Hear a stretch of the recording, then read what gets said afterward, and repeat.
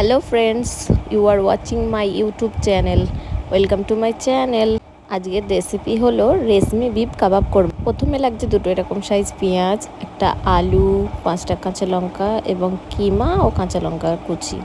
প্রথমে বড় পেঁয়াজটাকে কুচিয়ে নিলাম ডুমো ডুমো আকারে। ওগুলো এবার মিক্সির জারেতে দিয়ে দিলাম। দিয়ে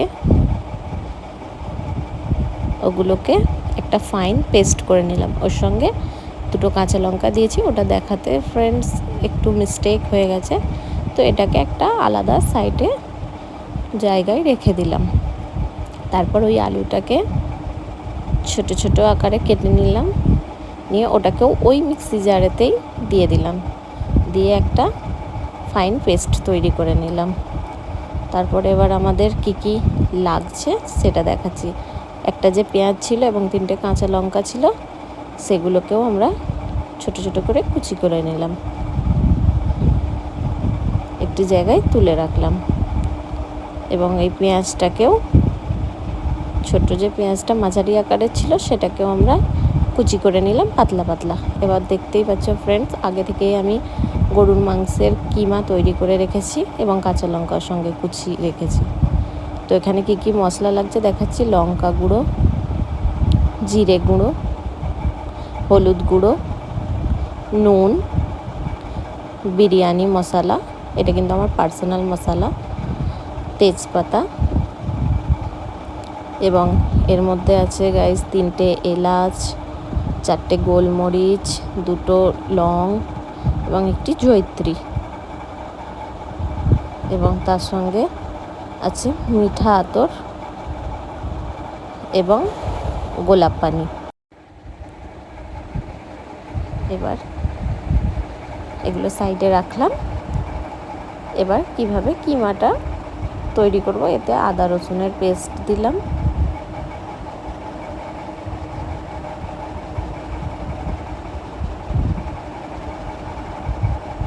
যে আলুর পেস্টটা করে রেখেছিলাম মিক্সির জারে, ওটাকে ভালোভাবে ওতে দিয়ে দিলাম, মিক্সিটাকেও ভালো করে দিয়ে দিলাম, এবং যে পেঁয়াজ বাটাটা ছিল ওটা অল্প পরিমাণ দিলাম, মানে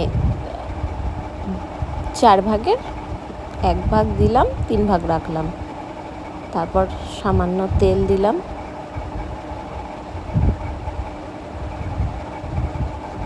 এর মধ্যে এবার কর্নফ্লাওয়ার দিলাম, কর্নফ্লাওয়ারটা পরিমাণ মতো যে যার দেবেন।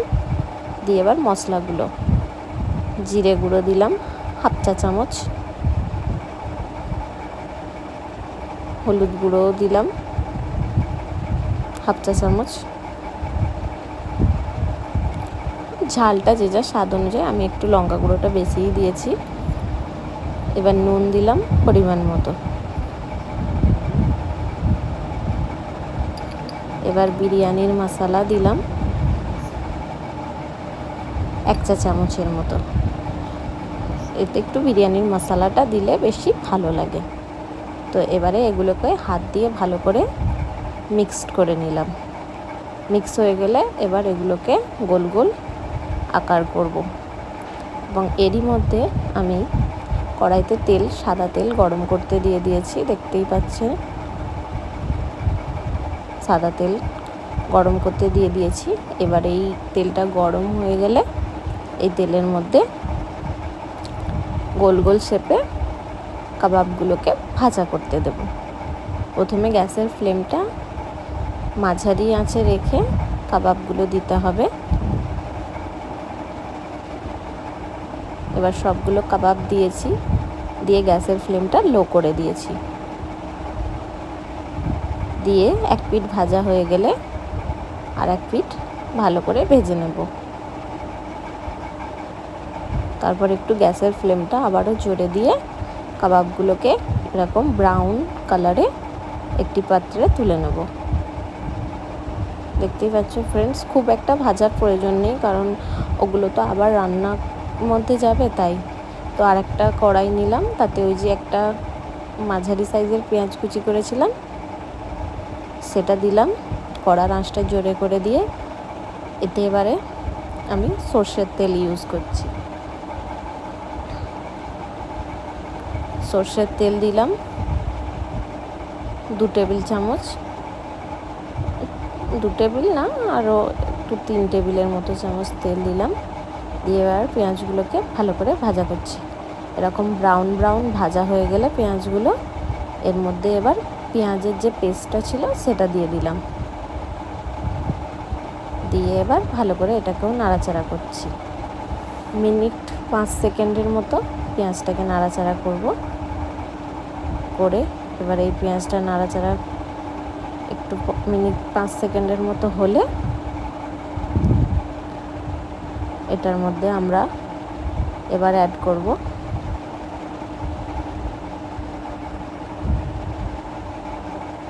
যে এক্সট্রা যে মিক্সির জারেতে যে জলটা রেখেছিলাম সেটা। তো এটাকে ভালো করে একটু নাড়াচাড়া করে ভাজা করে নিচ্ছে পেঁয়াজগুলো, বাটাটা। এবার মিক্সির জারে যে আলু পেস্ট করেছিলাম ওই জারটা ধুয়ে একটু সামান্য জল দিলাম এবং বাদবাকি জলটা রেখে দিলাম। দিয়ে এবার এটাকেও একটু ভালো করে নাড়াচাড়া করলাম। করে এর মধ্যে আদা রসুনের পেস্ট দিয়ে দিলাম 1 চা চামচ। দিয়ে এবার এটাকেও ভালো করে নাড়াচাড়া করব।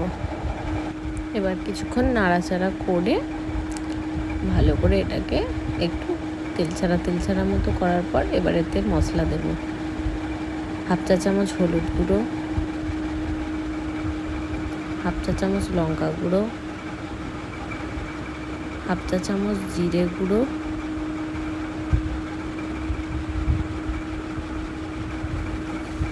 এবার নুন যে যার স্বাদ অনুযায়ী, অবশ্যই মনে করে রাখবেন যে কিমাতে নুন দিয়েছেন সেই অনুযায়ী আপনার গ্রেভিতেও নুনটা দিতে হবে। দিয়ে এবার এগুলোকে একটু ভালো করে নাড়াচাড়া করব। করে ওই যে মিক্সির জারেতে জলটা ছিল ওটা পুরোটা দিয়ে দেবো এতে। দিয়ে ভালো করে নাড়াচাড়া করব।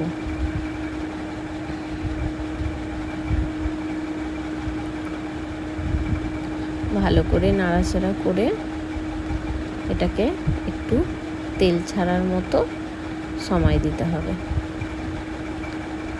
এর মধ্যেই আমরা এই যে মশলা তেজপাতা রেখেছি এটা দিয়ে দিলাম এবং এই যে মশলাটা ছিল এগুলোকে আমরা এই মিক্সিতে দিয়ে একটা ফাইন পেস্ট বানিয়ে নেব।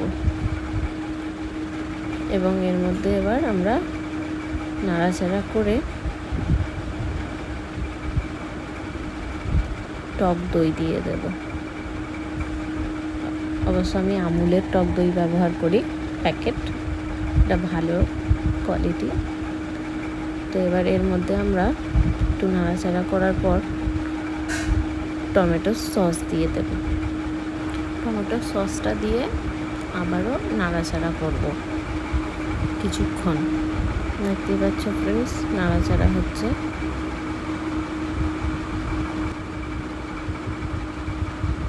এবার নাড়াচাড়া হয়ে গেলে এর মধ্যে জল দিয়ে দেব। সামান্য পরিমাণ জল দিয়ে আবার একটু নাড়িয়ে দেব।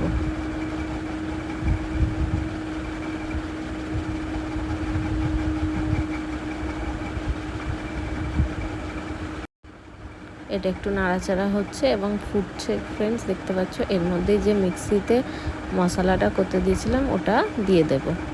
এবার দিয়ে আবারও ভালো করে নাড়াচাড়া করব যতক্ষণ পর্যন্ত না তেল ছাড়ে। দেখতেই পাচ্ছ ফ্রেন্ডস, এবার তেল ছেড়ে দিয়েছে। এবার এতে আমরা জল অ্যাড করলাম। তারপর ওটাকে একটু নাড়িয়ে চাড়িয়ে দিয়ে আমরা ফুটতে দেব। একটু ফুটলে ওতে এবার কাবাবগুলো দিয়ে দেব। এবার সব কাবাবগুলো দেয়া হয়ে গেছে। দিয়ে একটু ভালো করে নেড়ে দেব যাতে কাবাবগুলোর মধ্যে ভালোভাবে মশলাগুলো অ্যাড হয়।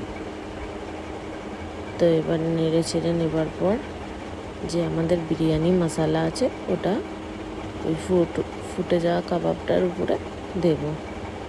2-3 টোপা গোলাপ জল অ্যাড করব এবং 2-3 ফোঁটার মতো মিঠা আতর অ্যাড করব। এবার ওগুলো অ্যাড করার পর আমরা ঢাকনা চাপা দিয়ে দেব। তো ঢাকনাটা বন্ধ করে গ্যাসের ফ্লেমটা লো করে দিলাম, দিয়ে কিছুক্ষণ পর মিনিট 5 পর ঢাকনাটা খুললাম। খুলে ওটাকে একটু নাড়াচাড়া করে দেবো যাতে নিচে মশলাটা না লেগে যায়।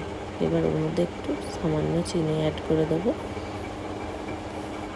ওটা একটু ফ্লেভার ব্যালেন্স করার জন্য। এটা আপনাদের অপশনাল, আপনারা নাও দিতে পারেন, স্কিপ করতে পারেন। তো তারপর ওটা একটু ফুটছে দেখতে পাচ্ছেন, আবারও ঢাকনা দিয়ে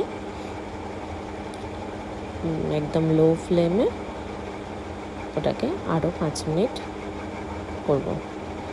তারপর ঢাকনা খুলে দেখলাম যখন যে মানে হয়ে গেছে, তো ওটাকে বন্ধ করে দিলাম গ্যাসটা। খুলে দেখাচ্ছি ফ্রেন্ডস, দেখো কিভাবে হয়েছে। তো আমাদের কিছুক্ষণ স্ট্যান্ডিং টাইম দিয়ে ওটাকে আমরা একটা আলাদা পাত্রে সার্ভ করব। তো দেখতে পাচ্ছ গাইস গ্রেভিটা কেমন হয়েছে। তো বলগুলো একদম সফট সফট হয়েছে। তো আমরা এই বোলে সার্ভ করছি। গ্রেভিটা কতটা থিক হয়েছে, এটা তোমরা রুটি, নান, পরোটা এবং গরম ভাত যে কোনো কিছুর সাথেই খেতে পারো, খুবই অসাধারণ। এটা হলো ফাইনাল লুক সার্ভ করার পর। এবং যারা যারা আমার চ্যানেলে আছে নতুন, লাইক, কমেন্ট, শেয়ার এবং সাবস্ক্রাইব।